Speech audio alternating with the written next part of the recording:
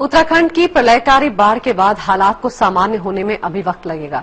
तबाही के बाद जो लोग जैसे तैसे बच गए हैं, उनके लिए भी अब जिंदा रहने की सबसे बड़ी चुनौती है। तबाही के 30 दिन बाद भी जिंदगी की जंग बदस्तूर जारी है। ना घर है और ना खाने का ठिकाना।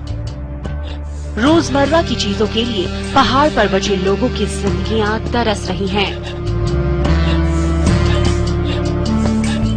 उत्तरकाशी जिले में आई आपदा को 1 महीना बीत गया है और गंगोत्री और यमुनोत्री राष्ट्रीय राजमार्ग आज तक पूरी तरह नहीं खुल पाए हैं। गांव को जोड़ने वाले 30 से अधिक सड़कें अभी भी बंद पड़ी हैं। आपदा से जनपद के 325 गांव प्रभावित हुए हैं, जिसमें 8,977 परिवार शामिल हैं। बात करें जनहानि की तो जिले में सरकारी आंकड़े 8 की मौत बता रहे हैं, जबकि 2 दर्जन से अधिक लोग लापता हैं। आज भी भटवाड़ी, बड़कोट, मोरी और पुरोला तहसीलों में पड़ने वाले दूर दराज के गांव तक संपर्क मार्ग न होने से राहत सामग्री नहीं पहुंच पाई है। टूटी हुई सड़कें गवाही दे रही हैं कि गांव की दूरी अब बहुत हो चुकी है और वहां पैदल पहुंचना मुश्किल है।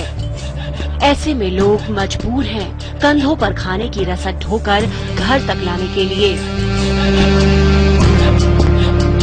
साथ भी नहीं है, साथ भी दूर की है और हमको बहुत परेशानी हो रही है। हमको मेन तो ये है कि हमारी बीमारी है, बुरी है, पता नहीं हम कैसे ले जाए इसको। सब जगह के रास्ते हैं, हमारे यहाँ खच्चर जाने का रास्ता नहीं है। हम लोग थोड़ा थोड़ा राशन अपने पेट में ले जाते हैं, ऐसी स्थिति हो रही है। चाहे इंसान हो या फिर जानवर, आफत सब पर एक सी है और सब एक सी ही तबाही और तबाही के बाद की परेशानियों के आगे बेबस हैं।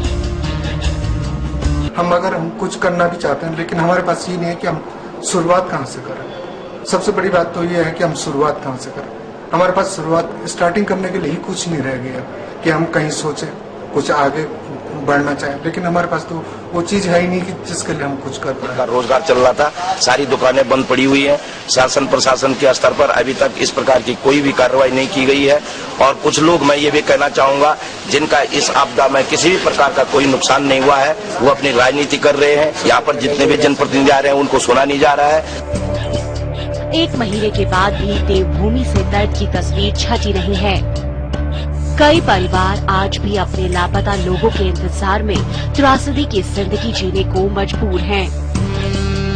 देहरादून के नंदन सिंह के परिवार में जहां सन्नाटा पसरा हुआ है, क्योंकि इस परिवार के 2 लोग 30 दिनों के बाद भी घर नहीं लौटे। 1 महीना होने के बाद भी इस परिवार ने कोई आस नहीं छोड़ी। भगवान से आज भी प्रार्थना की जा रही है कि इनके पति और बेटे, परिवार के जितने लोग भी गए हैं, वो सकुशल घर लौट आएं और हम भी भगवान से यही प्रार्थना करते हैं। गांव की कहानी शहरों से और ज्यादा ही जुदा है। गांव में ना बिजली है और ना पीने का पानी। कभी जैसे तैसे रसद पहुंच भी गई तो उसके बाद राहत का आकार। हालात जुदा भी है और संजीदा भी। 30 दिन बाद भी देवभूमि में दर्द की सिस्कियां और दहशत की गूंज सुनी जा सकती है। समय के लिए कविता चौधरी।